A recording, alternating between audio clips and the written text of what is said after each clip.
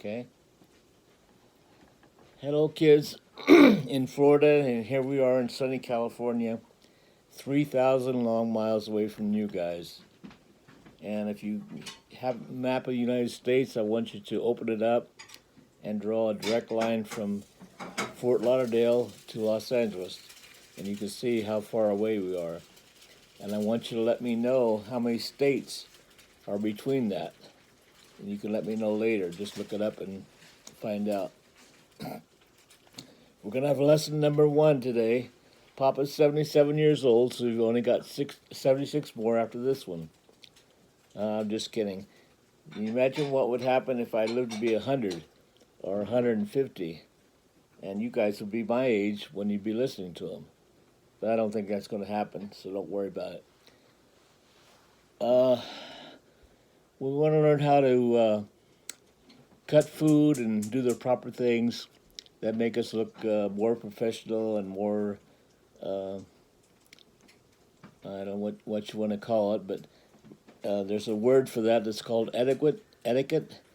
That's a word that Amika can look up and see the meaning and how to spell it. And I think it's French, but I'm not sure. But all etiquette means is the proper way to do things. So we're going to, the first lesson is going to be on how to cut food. And you should have a napkin, of course, on your table. And we got a knife, a sharp knife, which is Papa has to use because of my right hand.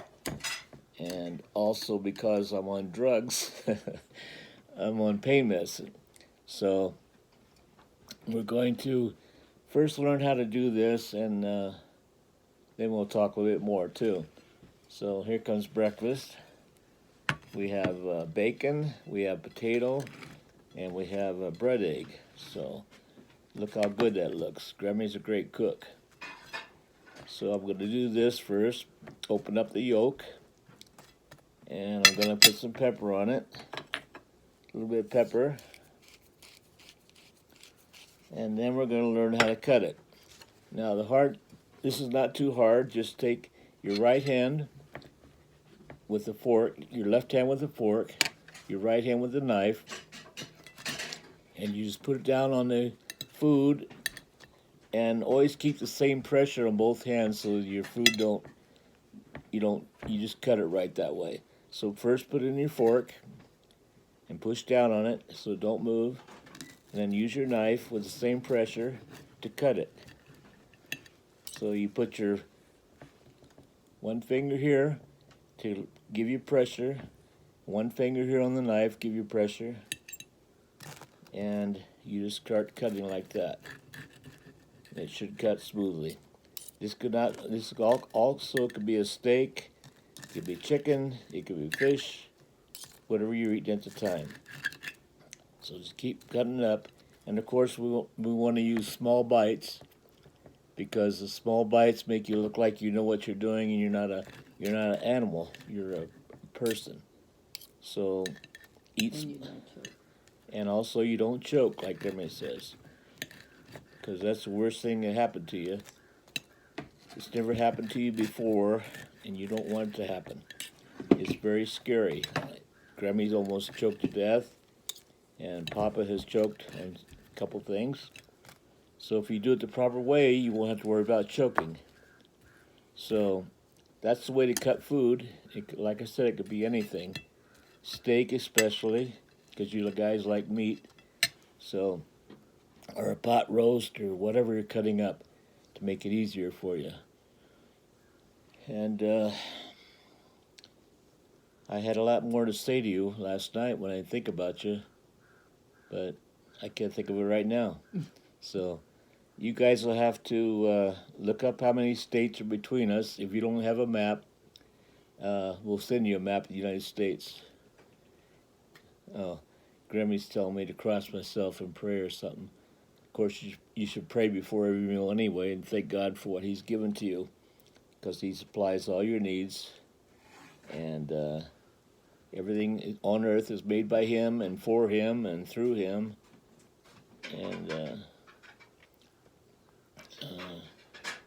I wish Grammy could pause this so I could think of the other things I wanted to say to you. But I don't know if she can or not. Can you pause it?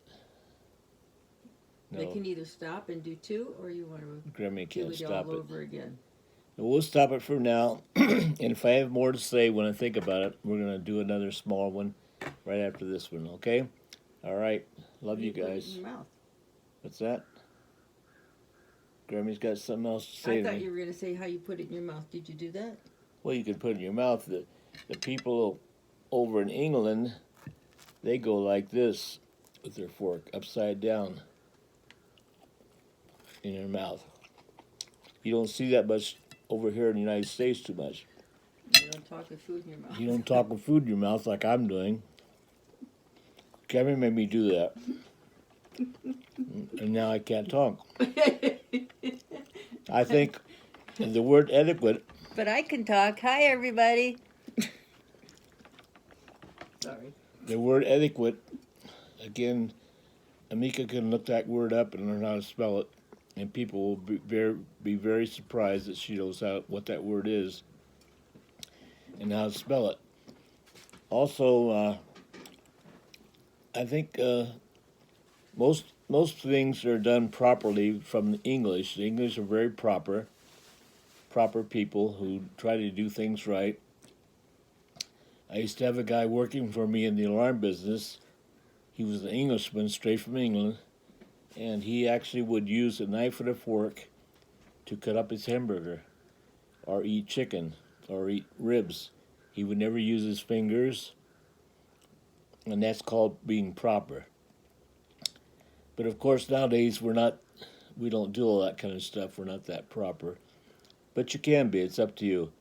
And you want to learn these things so that when you get older, you know, as you get older, you get more responsibilities, you get more privileges, you get more mature, and you guys are doing that right now. You're getting older, bigger, wiser, stronger, and so you want to be learning these things as you get older so that people can see you're getting stronger. And Kaija, I'm proud of you for watching over your mom while your daddy's gone and being the man of the house, watching where she don't lose her phone or drop it in the pool or whatever. And Amika, you're such a great cook. I miss you saying to me in the mornings, I miss it very much. Your sweet voice telling me, "Hi, Pops, good morning." And that really touches my heart. So, Mika, you keep cooking all the food you're baking. You're going to be a great wife someday. I know you hate for me to tell you that all the time. It always shocks you, but you're going to be a good wife someday to some man. He's going to be very happy with you. And Kaija, you want to be a good husband, so you learn how to do things to help your wife and be very good to your mom. She's watching over you. She's feeding you, doing your laundry, and all that kind of stuff. So be very nice to her and watch over her while your daddy's gone. So right now I'm going to stop and I'm going to eat breakfast. If I have more to say, I'll come back to you. But like I said, this is only lesson number 1 and Papa's 77. So you've only got 76 more lessons to go. Ha, ha, ha. Can you just clarify your drugs were prescribed by the doctor for your surgery? I don't know if you heard Grammy, but I'm still taking what they call Percocet, which is a drug to help take away pain. Medicine. But it makes you sleepy. It makes you talk funny sometimes, and makes you speak differently. So, Grammy wants me to tell you that it's not drugs; it's medicine. So. That's it for now. I gotta eat my food before it gets cold. So I'll see you later. I love you guys, and bye-bye.